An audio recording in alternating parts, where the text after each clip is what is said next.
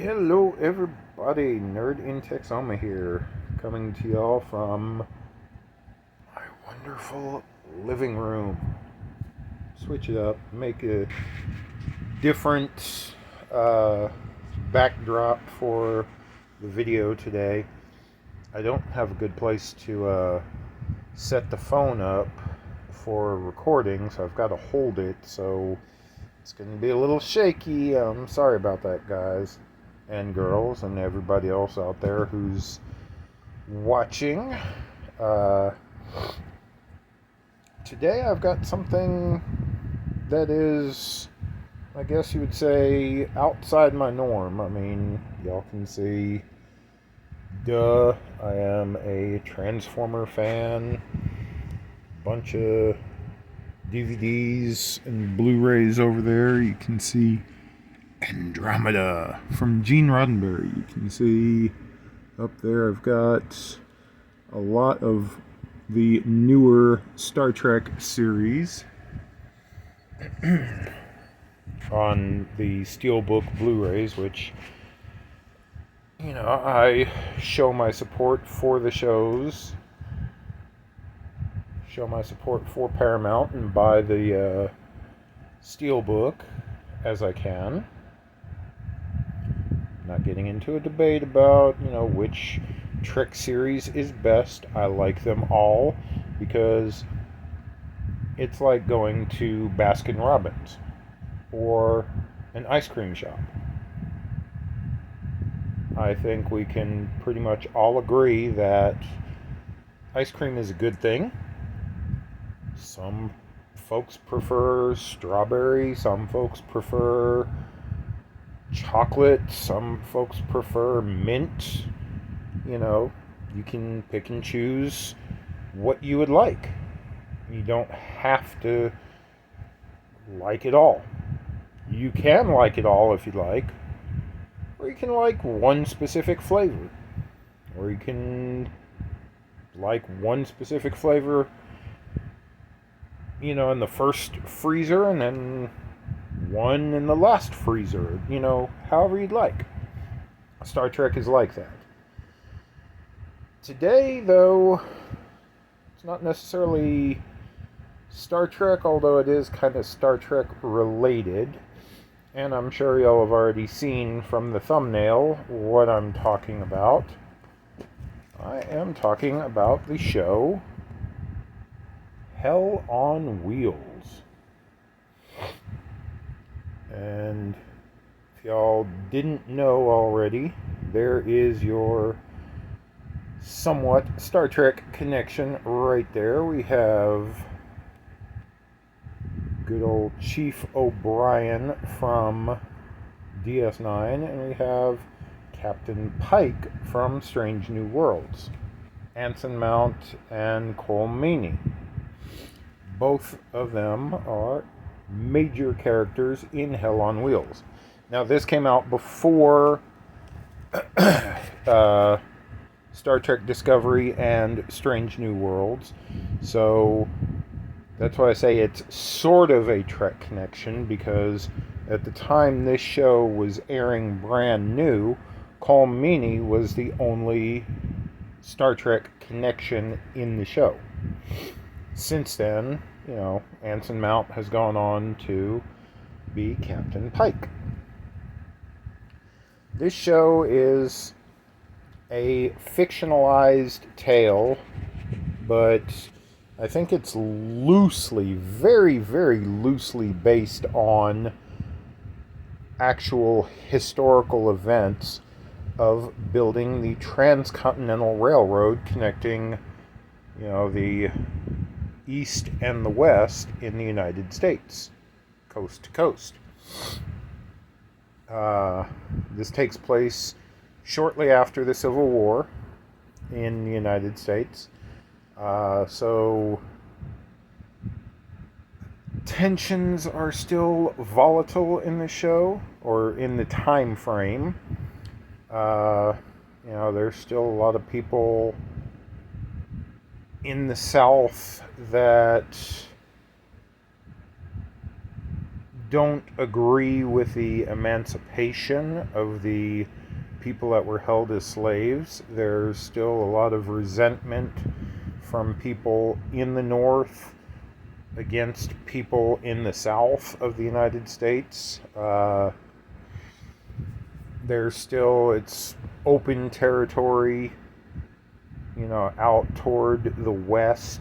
So, there's still a lot of skirmishes with the Indians, the Native Americans. They're keeping the show very period, so sometimes there are some terms used in the show that,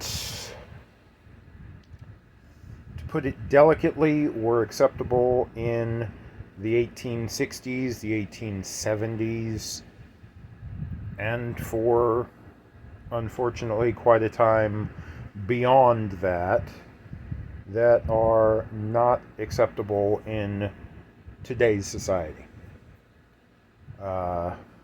So be warned about that if you do decide to give this show a watch.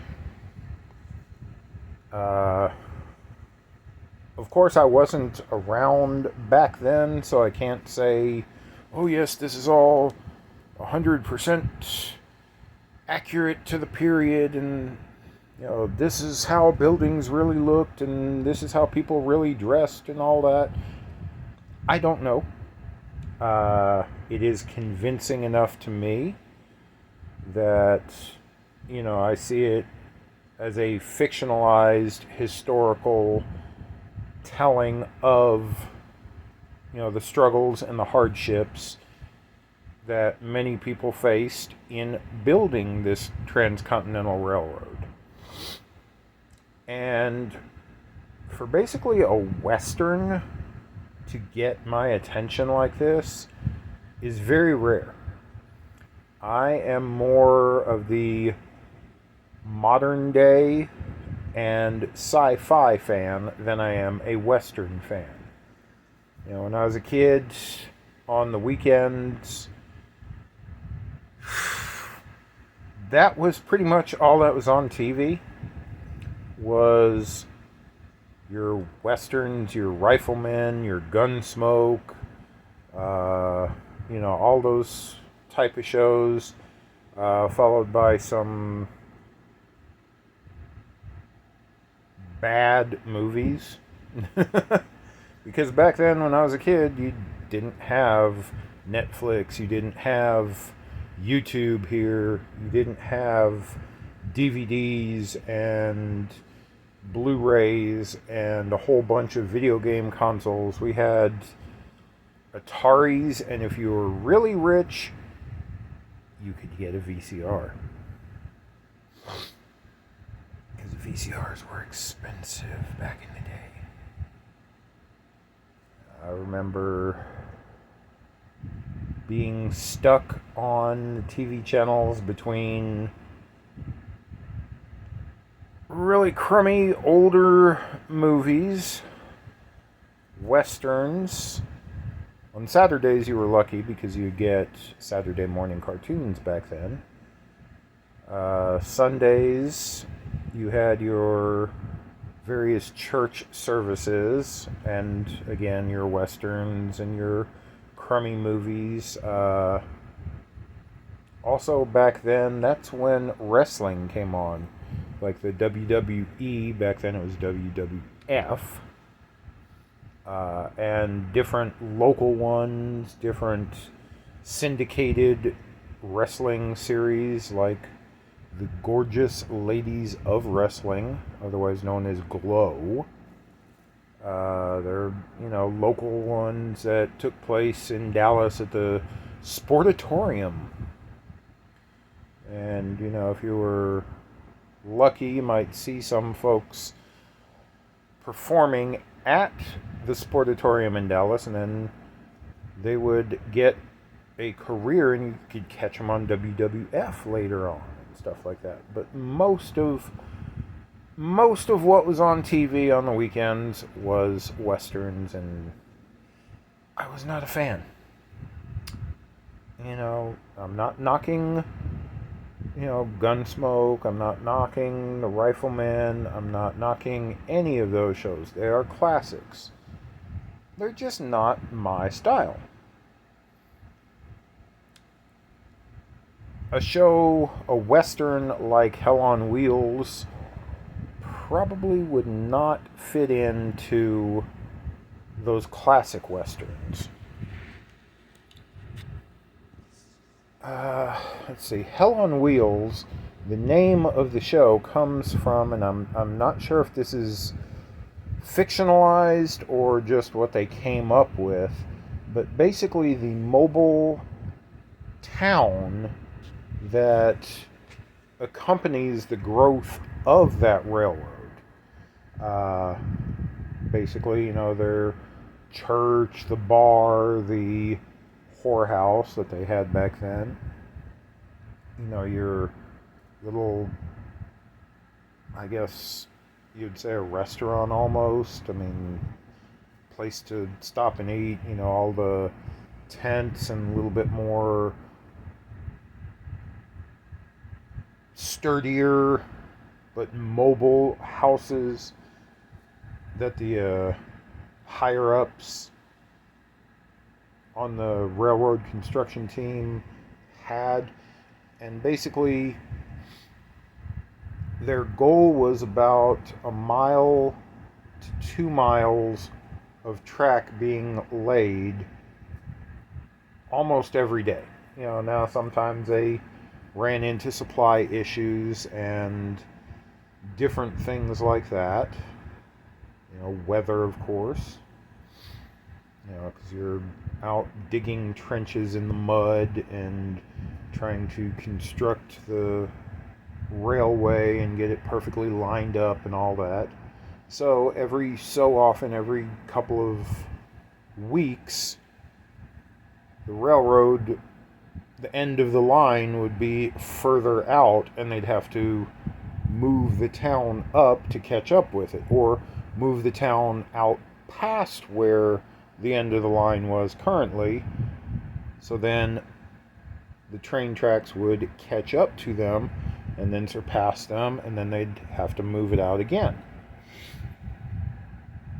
So I'm not sure, like I said, I'm not sure if that's exactly historically accurate. It makes sense. If you're building something that is getting progressively further and further out, you don't want your base camp, 20 miles behind you. You want to be able to keep up with what you're building. Especially back then. I mean, these days, if you commute 20 miles to work, that's really nothing these days. But like I said, this is an interesting show in my opinion. I like it. A couple months ago when I actually did pick up the box set here, and yes, one case is missing because that's the season that I'm on and watching it. But I picked this up brand new off of Mercari for, I believe it was $25 shipped, free shipping. So that included all 5 seasons of the show, and I know folks that may have looked inside the box here are like, well, there's 5 DVDs cases there, and you said you're watching one, and there's an empty spot. The last season, the 5th season, they actually split it into 2 parts. And from what I understand, the last season is 17 episodes instead of the normal season being 10 episodes. Again, this is one of those things, some folks these days get upset that TV series only have 10 episodes per season instead of the 20 and 25 that they used to. Personally, yeah, I can see the frustration. I am frustrated by it myself sometimes because I would like to see more of the show. But then again, I also understand the cost aspect of it. That for a show to have bigger effects, a bigger budget on building sets and stuff like that, like Hell on Wheels, you need to cut costs somewhere. So, they cut back on how many episodes to be able to more accurately portray this mobile Wild West town. So, but yeah, definitely if y'all are interested in semi-historical shows, if y'all like westerns, if y'all are just interested in seeing Captain Pike and Chief O'Brien, they're actors of course, being in different roles than you've actually ever seen them before, check it out. I believe a lot of libraries will carry this. I haven't seen it at Walmart, but I'm sure you can find it. Again, like I say, I got it off of Mercari for about $25. You can probably find it on eBay for similar, brand new. Depending on where you live, there might be some used DVD stores that you might be able to pick it up cheaper. But I definitely say if you can find the box set for about $30 or less, definitely pick it up, check it out. Hope y'all enjoy it. I believe it's also on the AMC app for streaming. So if you have AMC Plus or AMC To Go or whatever they call their app, you can find it on there. But yeah, definitely, in my opinion, good series, interesting concept, and I will talk to y'all in the next video. Y'all stay good, take it easy, enjoy the cool while it's here. Last week was a lot cooler than it has been here in Texas. This week it's a little warmer, but it's still doing pretty good. Alright, y'all. Take it easy. I'll see y'all next time. Bye.